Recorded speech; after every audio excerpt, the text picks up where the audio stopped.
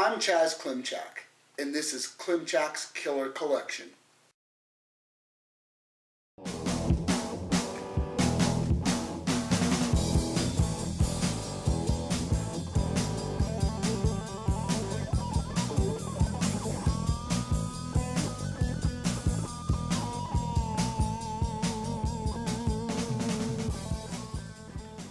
Tonight's feature is the 1981 hospital bloodbath thriller X-Ray, also affectionately known as Hospital Massacre.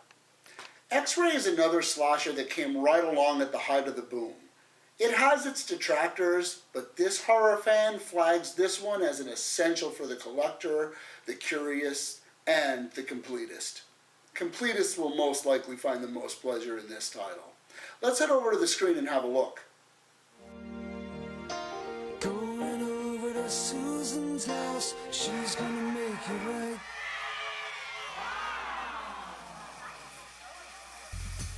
Slasher films existed before Halloween and Friday the 13th. It wasn't until these films made killings at the box office that filmmakers recognized the tried and true formula of the slasher film. X-Ray adheres to these rules.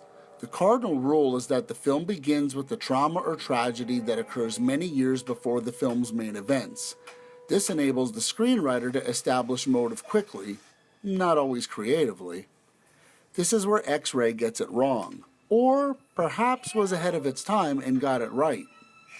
Middle school violence and murder over jealousy was just not plausible in 1981. However, jump ahead to the 21st century and it becomes believable, sort of. It usually doesn't involve murder by coat rack, and at some point in the writing or editing process, someone forgot to tell us what happened to our young perpetrator between the time he committed his crime and the time he reappears in the present. A casual viewer might dismiss this silliness early and give up on X-Ray, which is too bad, because after the introduction, X-Ray gets a lot of things right.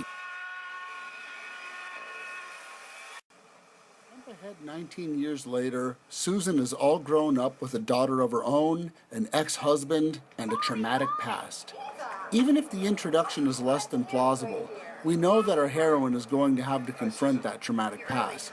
And what better place to face a traumatic past than in a creepy hospital? I've got to go to the hospital and get my test results. I'll see you at your place at 5 o'clock.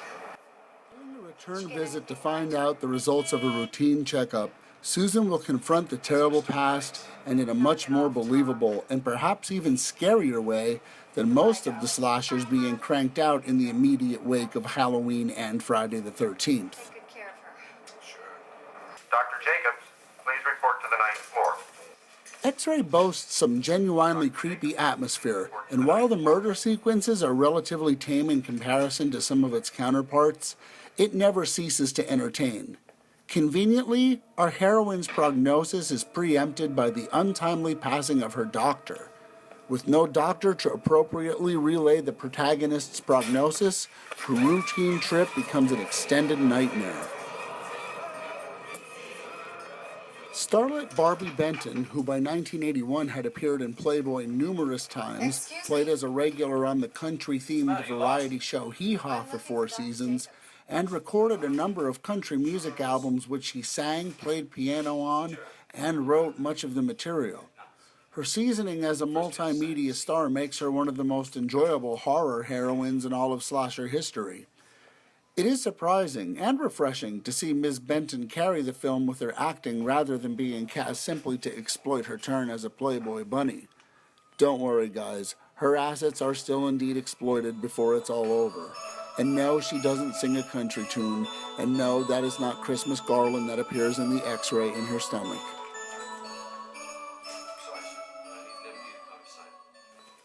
The antagonist, whose identity you've probably figured out by now, switches the heroine's X-ray with someone else's, making it appear that a serious condition has developed, preventing her discharge. This is where the plot actually works. It's simple, effective, somewhat plausible, and definitely more intelligent than the film's introduction suggests it's going to be. As the movie plods along, our red herrings are dispatched in gruesome ways, only reinforcing that the killer is clearly who we think he is.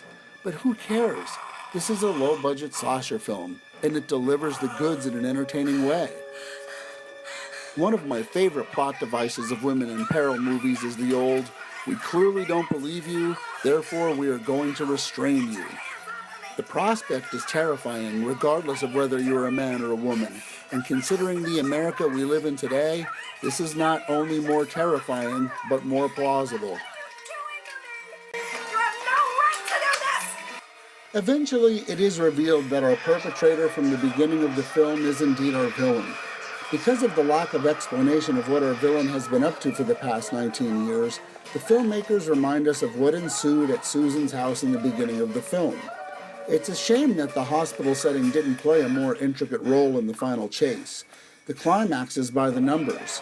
Antagonist runs around, protagonist runs around, and our damsel in distress transforms into a heroine before it's all over. X-Ray might be by the numbers, but the capable Barbie Benton manages to save us from 90 minutes of boredom by actually acting her way through the movie. In fact, she's the most believable character in the entire film. A smart and capable heroine is never a bad thing. Neither is a firewall. It's great for production value, and slightly more believable, even if less impressive, than the finale of another famous hospital slasher called Halloween 2. Which this makes a great double feature with, by the way, or a triple feature with the visiting hours. So where does X-Ray radiate on the slasher scale? I give it a solid 3 slashes. It loses 2 for the lame backstory that clearly only exists in order to justify a holiday setting. This is a Valentine's Day picture. But it keeps 3 for clever kills, cool atmosphere, and coherent direction. I'm Klimczak, and I'll be seeing you again on Klimczak's Killer Collection.